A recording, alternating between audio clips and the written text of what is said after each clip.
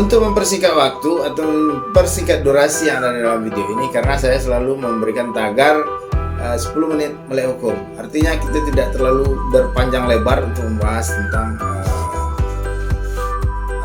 tentang hukum sehingga menimbulkan kejenuhan. Tetapi kita bahas secara singkat, sesingkat mungkin dalam waktu 10 menit, tetapi tidak mengurangi.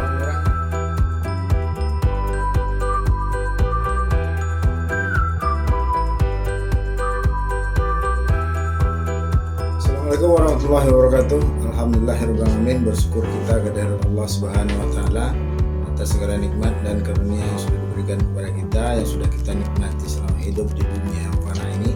Dan mudah-mudahan segala urusan kita dilapangkan dan segala rezeki kita dilancarkan, segala urusan dimudahkan oleh Allah Subhanahu wa Ta'ala, dengan makin banyak kita mengucapkan syukur kepada Allah Subhanahu wa Ta'ala. Selawat beriring salam tidak bosan-bosannya kita kirimkan kepada junjungan alam Nabi besar Muhammad Sallallahu Alaihi Wasallam dengan mengucapkan Allahumma salli ala Sayyidina Muhammad wa ala ali Sayyidina Muhammad. Mudah-mudahan dengan banyak kita berselawat kepada beliau, Allah izinkan kelak di yaumil mahsyar atau di hari penghakiman atau di akhirat kelak beliau untuk memberikan syafaat kepada kita sehingga kita termasuk orang-orang yang memperoleh pertolongan dari Allah dan Rasulnya. Sobat-sobat Gusri Putra Lodi dimanapun Anda berada, atau sobat-sobat Gusri PD27, kali ini kita membahas sedikit tentang Undang-Undang Nomor 48 Tahun 2009, yaitu Undang-Undang tentang Kekuasaan Kehakiman. Kenapa kita perlu membahas undang-undang ini? Karena beberapa waktu yang lalu publik kita dihebohkan dengan adanya suatu putusan Mahkamah Konstitusi, ya, yang menafsirkan atau menambah penafsiran dari undang-undang tentang persyaratan menjadi calon presiden atau calon wakil presiden, di mana kira-kira Mahkamah Konstitusi mengabulkan sebagian dari gugatan yang diajukan oleh pemohon yang menyatakan bahwa kepala daerah yang belum berumur 40 tahun atau pernah menjadi kepala daerah boleh mengajukan diri sebagai calon wakil presiden atau calon presiden sekalipun. Nah, tetapi kita tidak membahas tentang secara politik atau secara apa terhadap putusan yang dikeluarkan oleh MK tersebut, karena putusan MK tersebut juga akan berimplikasi kepada terjadinya jalan mulus atau jalan tol, atau ada yang menyebut dengan istilah karpet merah untuk Gibran Rakabuming yang tidak lain adalah anak dari Presiden Joko Widodo. Nah, tapi kita tidak membahas tentang masalah pencalonan presiden atau pencalonan wakil presiden terhadap Gibran Rakabuming, yang notabene-nya pada saat ini sudah dideklarasikan oleh Prabowo Subianto untuk maju berpasangan pada Pilpres 2024 yang akan datang. Walaupun masih banyak perbedaan atau perdebatan pendapat yang disampaikan oleh para ahli politik, oleh para pengamat politik yang menyatakan bahwa itu tidak serta-merta akan terjadi begitu saja proses pencalonan yang begitu mulus, tetapi tentu harus ada perubahan dari PKPU, peraturan KPU. Nah, dalam kondisi sekarang DPR RI masih dalam masa reses, maka apa yang akan terjadi? Kita lihat saja nanti apa yang akan dilakukan oleh KPU terhadap proses pencalonan Capres Prabowo dengan Cawapres Gibran Rakabuming.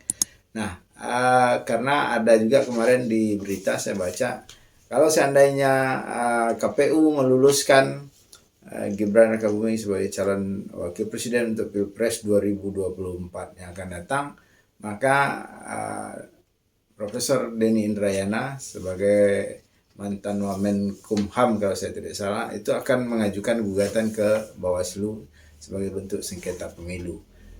Nah, kita biarkan saja atau kita lihat saja apa yang akan terjadi ke depannya oleh pengamat politik atau oleh para partisipan politik. Tapi dalam hal ini saya tidak akan untuk membahas apa yang dilakukan oleh Gibran Rakabuming dalam langkah-langkah politiknya ke depan. Tapi yang kita bahas di siang hari ini atau pada video kali ini maksudnya adalah tentang Undang-Undang Nomor 48 Tahun 2009 tentang kekuasaan kehakiman. Nah, apakah undang-undang ini hanya berlaku untuk hakim yang ada di bawah Mahkamah Agung dan jajarannya atau untuk seluruh hakim yang ada di Republik Indonesia ini? Kita lihat pertama di konsideran. Huruf A menyatakan bahwa kekuasaan kehakiman menurut Undang-Undang Dasar Negara Republik Indonesia tahun 1945 merupakan kekuasaan yang merdeka yang dilakukan oleh sebuah Mahkamah Agung dan badan peradilan yang di bawah lingkungannya, peradilan umum, peradilan agama, peradilan lingkungan militer, lingkungan peradilan tata usaha negara, dan sebuah mahkamah konstitusi. Nah, artinya secara konsideran ini sudah menjelaskan bahwa Mahkamah Konstitusi secara undang-undang kehakiman tunduk kepada Undang-Undang Nomor 48 Tahun 2009. Nah, kita lihat lagi dalam pengertian ketentuan umum. Nah, yang dimaksud dengan pasal 1 Undang-Undang Nomor 48 Tahun 2009. Yang dimaksud dengan Mahkamah Konstitusi adalah pelaku kekuasaan kehakiman sebagaimana dimaksud dalam Undang-Undang Dasar Negara Republik Indonesia tahun 1945. Hampir ke pleset masuk tahun 2000 ya.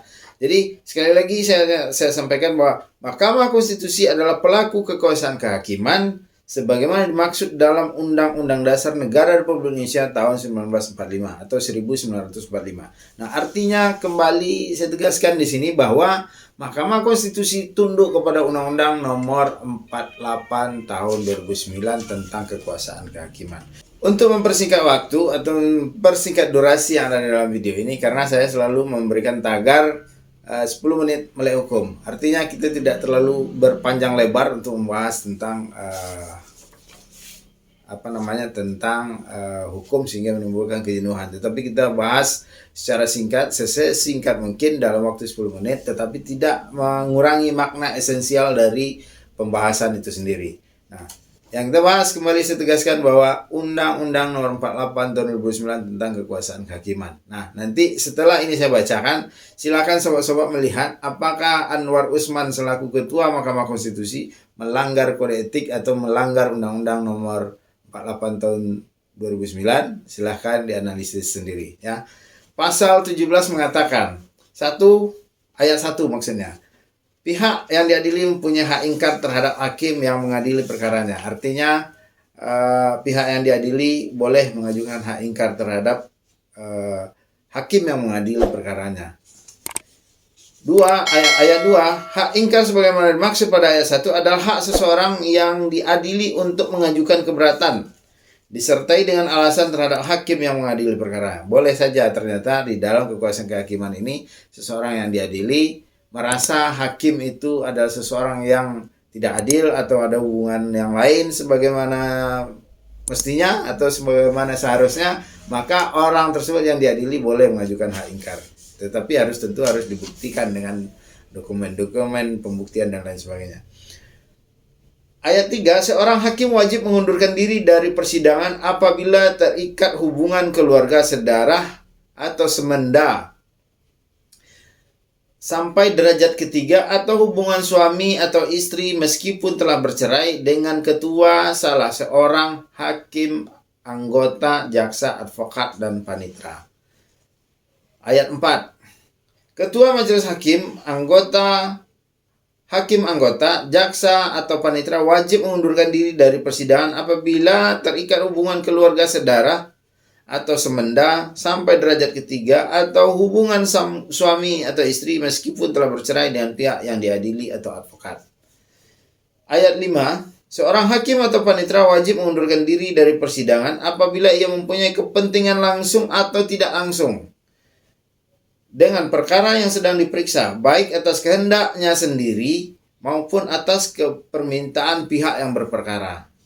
Ayat 6, dalam hal terjadi pelanggaran terhadap ketentuan sebagaimana dimaksud pada ayat 5, ketentuan putusan ayat 5, putusan dinyatakan tidak sah dan terhadap hakim atau panitera yang bersangkutan dikenakan sanksi administratif atau dipidana sesuai dengan ketentuan peraturan perundang-undangan.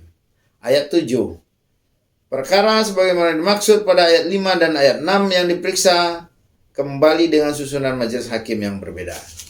Nah, yang perlu kita soroti adalah pada ayat 3 dan ayat 5. Nah, kenapa perlu kita soroti berkaitan dengan putusan MK yang sudah dibacakan oleh Mahkamah Konstitusi tentunya. Nah, pada ayat 3, nyata seorang hakim wajib mengundurkan diri dari persidangan apabila memiliki hubungan keluarga saudara atau semenda sampai derajat ketiga. Nah, sebagaimana diketahui oleh publik, sebagaimana diketahui oleh rakyat Indonesia pada umumnya, bahwa Gibran Rakabuming Raka adalah keponakan dari Anwar Usman dari jalur pernikahan adiknya Jokowi.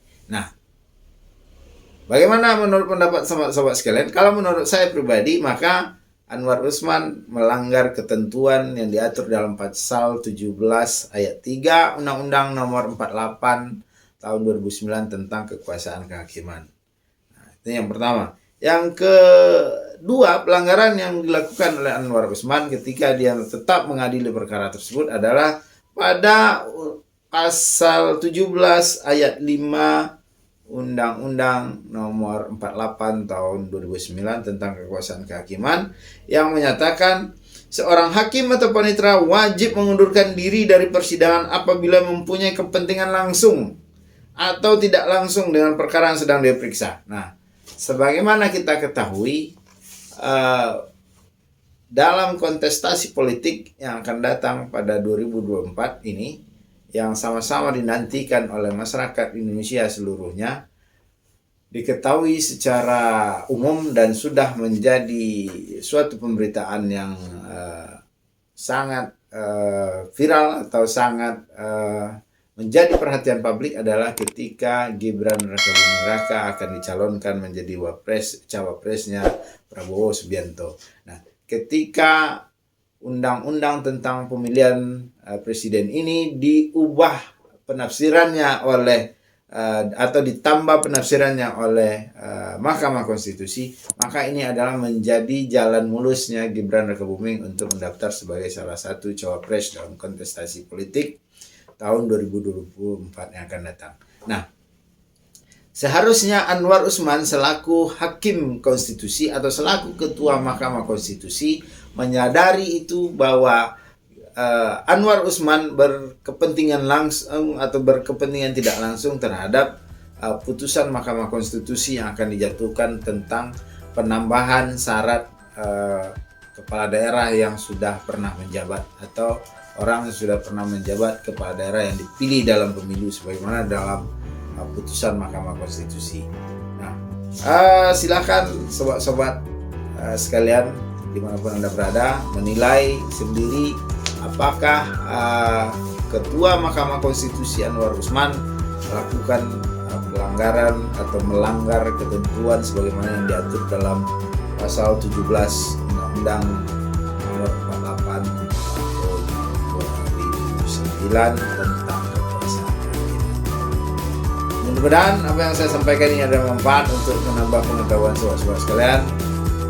Kurang dalam penyampaian ini, mohon maaf bila itu berbeda. Assalamualaikum warahmatullahi wabarakatuh.